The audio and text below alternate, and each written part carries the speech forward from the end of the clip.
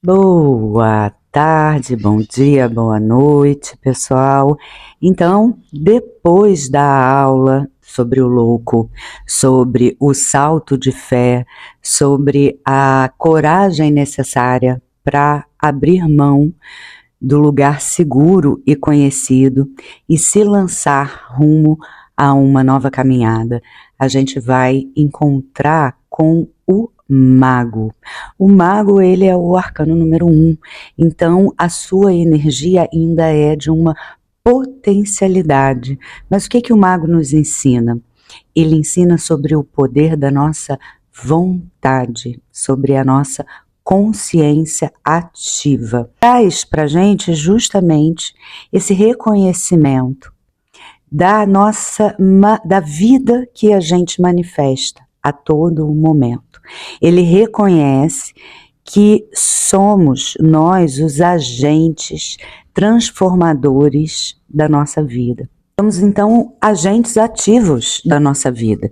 E tudo que a gente experiencia hoje faz parte das nossas emoções, dos nossos pensamentos, dos nossos comportamentos. Somos agentes manifestadores e que, através do poder da nossa vontade, através da nossa consciência ativa, nós seremos os agentes transformadores da vida que a gente experiencia para a realidade da vida que a gente quer experienciar.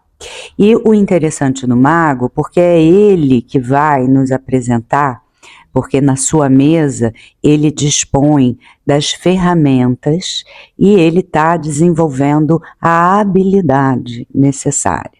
Quais são essas ferramentas? É ele que vai nos apresentar os elementos, os naipes. Então, na sua mesa, ele vai encontrar com um naipe de paus, que fala do poder da sua energia, o poder da sua vontade, o naipe de copas, representando o poder de reconhecer as suas emoções, a sua intuição, espadas, olhar o poder da verdade, o poder de não permitir a manipulação da mente e do nosso intelecto, da nossa capacidade de aprendizado e intelectualidade necessária para a manifestação da nossa vida, e o naipe de ouros, que fala justamente do mundo material, da capacidade de ir em busca dos recursos necessários para a nossa manifestação. E essa é uma lição, então, importantíssima. Não somos meros espectadores passivos da nossa vida, e sim somos agentes da nossa vida, da nossa realidade, e com isso a gente traz para a gente a responsabilidade pela nossa vida.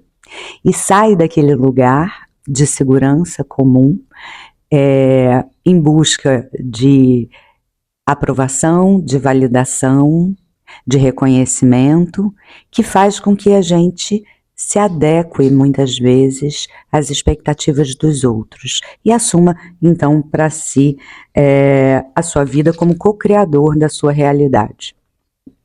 Ele faz uma advertência muito importante, que é justamente, não é sobre pegar o poder da nossa vontade para manipulação das pessoas, das coisas, dos nossos desejos, mas sim associar o poder consciente da nossa vontade com a nossa intuição, com a nossa mente inconsciente, que está mais alinhado a um propósito maior da nossa alma.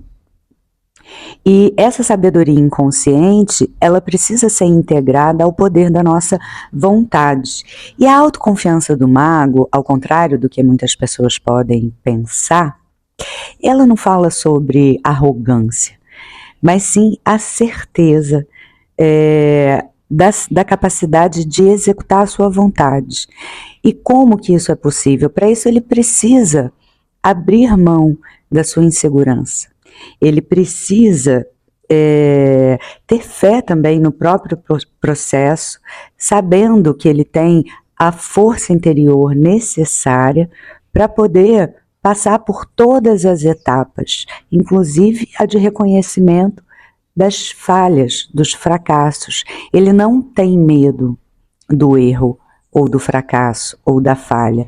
O mago, ele sabe que tudo está na forma certa de consciência, de plenitude. E o mago, então, ele adquire essa confiança, né? Após esse salto de fé, ele precisa se apropriar dessa certeza.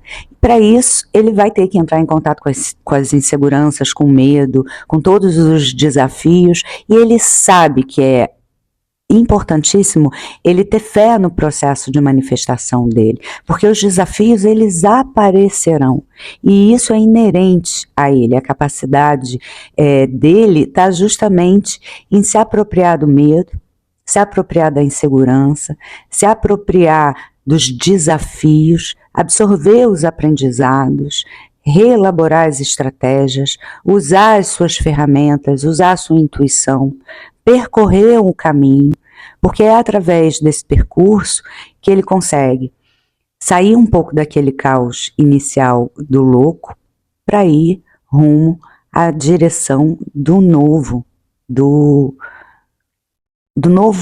direcionamento, através do poder da sua vontade. Então o caos do louco, ele começa a ter forma através desse direcionamento. Lembrando que o mago ainda é um número 1, então ele ainda representa todos os aspectos que estão em potencialidade. Existe um percurso, existe ainda um caminho que precisa ser percorrido. E agora eu vou propor um exercício que eu chamo Despertando o Mago Interior. Esse exercício, ele tem o objetivo justamente de fazer com que você se conecte à energia do mago, exercitando seu poder de intenção e reconhecendo quais são os aspectos próprios seus que também estão presentes nesse arcano do mago. Então, você precisa identificar um objetivo, um desejo de forma clara, algo que realmente você queira manifestar na sua vida, seja no âmbito pessoal, profissional, espiritual, e aí você vai reunir os 4 elementos simbólicos dos naipes. Então você vai em busca de objetos que representem para você a energia desses naipes. Paus, algo que simbolize a sua paixão, a sua energia vital, sua força de vontade. Uma varinha, uma pena, uma vela.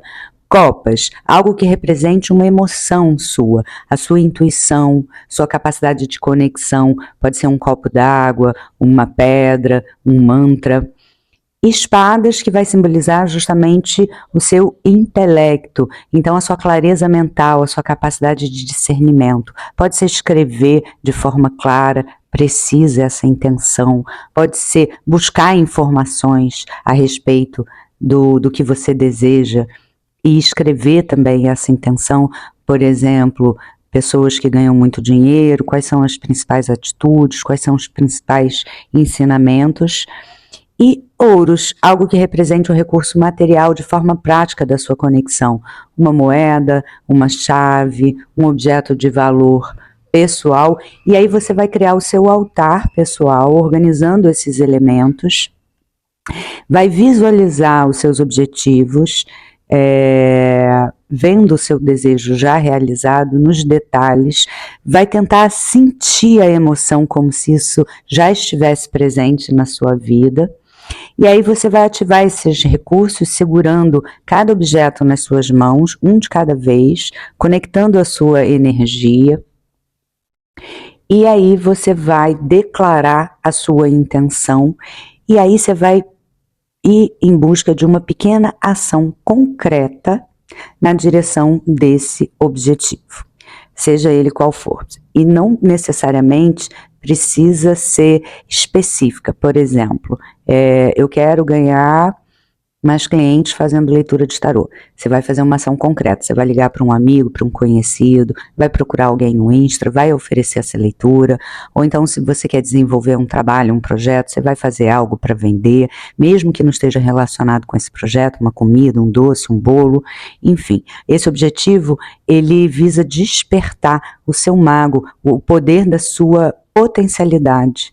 E aí você vai me contar depois como que foi essa experiência. Adorei o nosso encontro. Para quem está no YouTube, pode colocar eu quero para receber o link do PDF, que a gente tem o conteúdo dessa aula em PDF, e quem está no grupo, já eu vou disponibilizar o PDF para vocês irem organizando o material de vocês. Adorei o nosso encontro. Até a nossa próxima aula.